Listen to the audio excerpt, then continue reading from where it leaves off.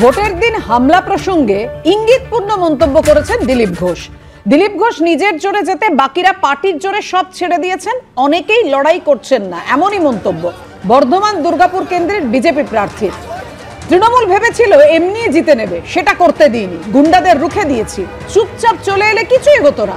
ভোটের দিন হামলা সম্পর্কে এমনই মন্তব্য করেছেন বর্ধমান দুর্গাপুর কেন্দ্রের বিজেপি প্রার্থী দিলীপ ঘোষ।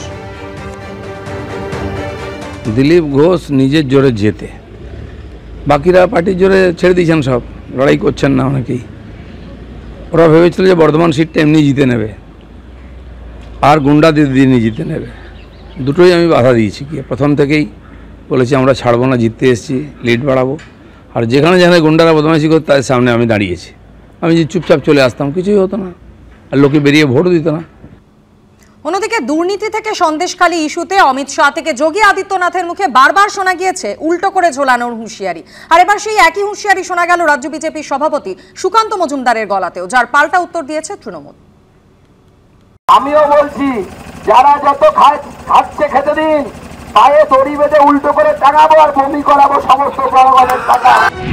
এবার উল্টো করে টাঙানোর হুঁশিয়ারি সুকান্ত মজুমদারের মুখে। লোকসভা ভোটে পশ্চিমবঙ্গে বিজেপির অন্যতম অস্ত্র দুর্নীতি এবং সন্দেশখালী। এই রাজ্যে প্রচারে এসে বারবার এই নিয়ে সরব হচ্ছেন বিজেপির শীর্ষ নেতারা। আর বারবারই অমিত শাহ থেকে যোগী আদিত্যনাথের মুখে শোনা গেছে উল্টো করে ঝোলানোর হুঁশিয়ারি। पैसा जो आपका खा गए हैं उनको उल्टा लटका कर सीधा करने का काम ये भारतीय जनता। न तो रामनवमी के अवसर पर और न ही नवरात्रि के अवसर पर ही उत्तर प्रदेश में कोई दंगा नहीं होता। आखिर बंगाल में रामनवमी के अवसर पर और बैसाखी के अवसर पर दंगे क्यों हुए? इन दंगाइयों के खिलाफ कार्रवाई क्यों नहीं की? अगर ये दंगाई उत्तर प्रदेश में इस प्रकार से अत्याचार करते, अब तक मैं इनको लटका करके उल्टा लटका करके ठीक कर देता।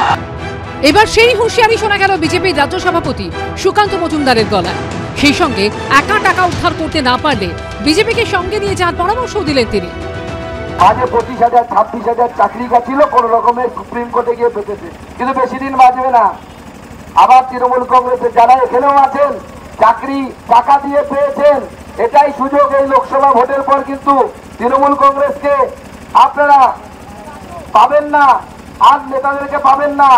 এখনই বাড়ি যান, বাড়ি গিয়ে যে টাকাটা দিয়ে চাকরিটা ঘুষ দিয়ে পেয়েছিলেন সেই টাকাটা উদ্ধার করুন, কলার ধরে উদ্ধার করুন। আর একা না পারলে সঙ্গে বিজেপিকে নিয়ে যান, বিজেপি ঠান্ডা এবং ডান্ডা নিয়ে গিয়ে টাকা উদ্ধার করে দেবেন। দেখুন, এটা এদের কালচার, ওদের যেটা কালচার সেই অনুযায়ী কাজ করেছে ওরা। ওদের উন্নয়নের কোনো কথা নেই, তাই এইসব করে ভোটের আগে একটা সন্ত্রাস তৈরি করার চেষ্টা করছে।